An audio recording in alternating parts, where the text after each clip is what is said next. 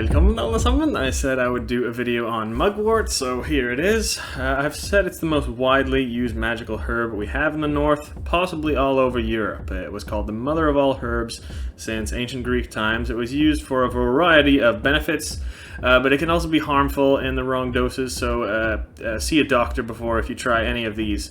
This is not medical advice, just a little history lesson. Some of the benefits science has been able to explain today, but you know, everything is called magic and superstition until science can explain it, and then it's all true all of a sudden.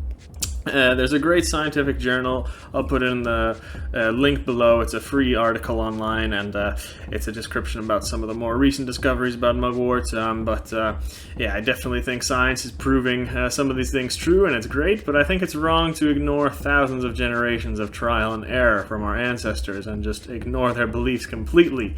Their beliefs are just as valuable as modern science a lot of the time. Not always, but a lot of the time. So today I'm going to speak about some of these beliefs in mugwort in this video, and you know how we do, always based on the actual old sources that we have, and I will show you where you can read about them yourself. So I'll go over some of the more modern ones first and progress a bit further back in time as we go. So first of all, let's get the name. There are many names for mugwort, but most importantly, for us Norse pagans, the traditional old Latin name for it, Artemisia Vulgaris, comes from the Greek goddess Artemis, actually, and Roman author Pliny the Elder in the 1st century even said that Artemis revealed this plant to humans. So Artemis, her equivalent in Norse mythology is Skadi, the giantess goddess of bow and arrow, skis, hunting and winter, those kinds of things. So someone asked about which deity was associated with mugwort, so there you go, it'll be Skadi. First, I'll go over the sources in the Scandinavian folk tradition. It comes up countless times in these grimoires we call svarteböcker, or black books, or healing books, or medical books, things like that, witch doctor type stuff. These are written any time from the 1400s all the way up until the 1800s, so it was quite a while after pagan times, but you can bet anything that most of these have very, very ancient origin. There are too many to go over, too many examples here, but I'll go over a couple of my favorite ones here. One book instructs you to make a salve from mugwort and rub it in all over your hands and arms and up to your elbow, and you will have super strength in your arms. Another, you pick some mugwort on St. Bartholomew Day, and that's August 24th. And you put this in your shoe, and it will fight off fatigue and sweat while you're running long distances. There are tons more of these. I don't have time to go over all of them, but if you want to read more, really the only book in English is Trolldom by Johannes Goibeck. It's an amazing book, amazing author, speaking about thousands of practices and magic in the Scandinavian folk tradition, all with the sources listed. Unlike most of these fake-ass magic books that you're going to find these days. So I definitely recommend this if you're interested in magic or just pagan history and practice, because a lot of that, like I said, has pagan origin. So we can go back a little further on in time. We find lots of records of mugwort used specifically in the Germanic areas from medieval times, England and Germany and the Netherlands mostly. For a massive variety of benefits. These were written in medical books, most of these, or leech books as they might have been called in certain places. They would fight against fatigue, intestinal diseases, helping with pregnancy or abortion too, so you have to be careful about the dosing. Don't use this if you're pregnant, because it could help the pregnancy or it could lead to an abortion. It can also help relax the body, ease with pains, used as an insect repellent against poison, treating wounds, a fever. You could even put it in a bathtub and get in there, and it helps hemorrhoids if you're a pain in the ass. So it really helps against all kinds of things. Some of these have been proven medically today, and there are of course always these superstitious beliefs listed in these books where it would help ward off bad spirits and disease. There are many sources all over for this. The most famous one, one of the most famous ones, is the Grimm brothers, which wrote about folk traditions in the Germanic countries collecting mugwort at the midsummer and throwing it in the bonfire as the celebration. and then you would bring some of the mugwort back into the house and keep it for the whole year to bring good luck. Probably the number one most famous is the Anglo-Saxon Nine Herbs Charm from the 900s. Mugwort is listed as one of the 9 herbs that could be used to heal a snake bite.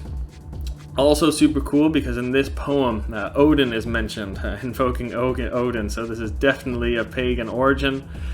But the oldest one we have here is a medical book written in Germany with various uses for mugwort, written around the time of Charlemagne, actually. So this was a time where most of Germany was still pagan. So absolutely, this one has pagan origin too. Now let's go to the absolute oldest records we have of this before I finish the video, and you can see how long this has been used. A Greek physician in the 1st century wrote a whole 5-volume medical book that has many mentions of mugwort, but he mainly used it to treat intestinal worms. Another one, the Roman author, Pliny the Elder, living from around the same time, recorded that Roman soldiers tied mugwort around their legs, and then they would not become tired on their marches, on their journeys. And then from even before this, it was said that John the Baptist was said to make a belt and a crown out of mugwort to ward off against evil spirits and animals, predators, when he was walking in the wilderness. So that's why this is called St. John's plant sometimes, not to be confused with St. John's wort. That's why it's named after him, but they're two separate things. Mugwort and St. John's wort, they're not the same. And that's also why mugwort is associated with the midsummer, and why it is usually picked then, but like I said, remember in the Norse tradition, in Scandinavia it was picked on August 24th, so August 24th is probably the more accurate pagan way to harvest mugwort for its effects.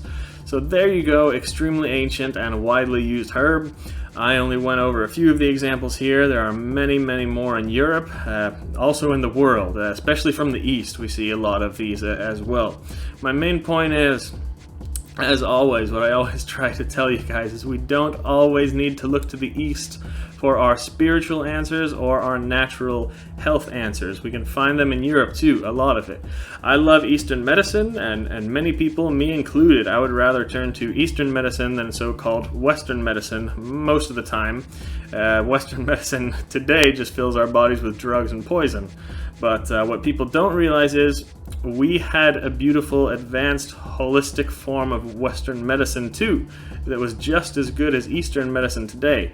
But most of the sources are destroyed. This is the difference. The East was allowed to freely develop their natural holistic medicine for over 2,000 years, whereas in the West, we had a certain religion come in that burned all of our books and threw the women in the fire who was practicing this natural medicine. So now most of the natural original Western medicine has been lost, and now Western medicine is just about feeding our people poison while the overlords collect their billions. They don't even care actually about doing research on our herbs because they can't make a profit from it. So let me know if you like these videos. I can do more of them. Herbal is definitely not my specialty, but I can definitely speak a little bit more about it. I would love to see a rebirth of traditional herbal Western medicine because although we don't have a lot of sources compared to the East about this holistic herbal natural medicine, we definitely have enough sources to make a good start. So if someone wanted to initiate this rebirth of our original European medicine, they would be great. I won't be the one to start this revolution. I just have too much other stuff going on, but maybe I can inspire some other people to do some of the research and experiment with some of these things, and I can even make some video about how I use these herbs in the traditional way if you would like to see that. So let me know. I would be happy to do it if it inspires people and you're interested in it, but that's all I have to say for today. Vi ses nästa gång.